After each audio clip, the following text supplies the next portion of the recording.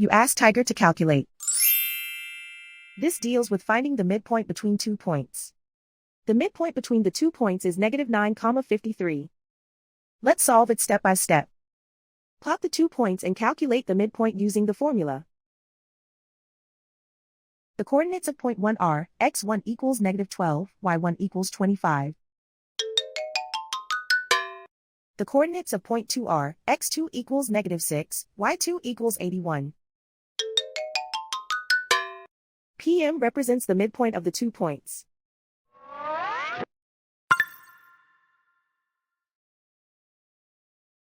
Use the x values in the midpoint formula to find the midpoints x. x1 equals -12. x2 equals -6. Simplify the arithmetic.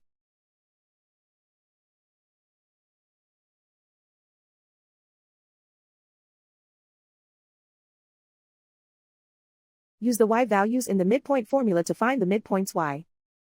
y1 equals 25.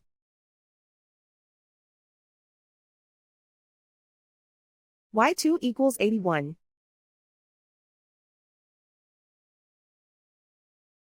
Simplify the arithmetic.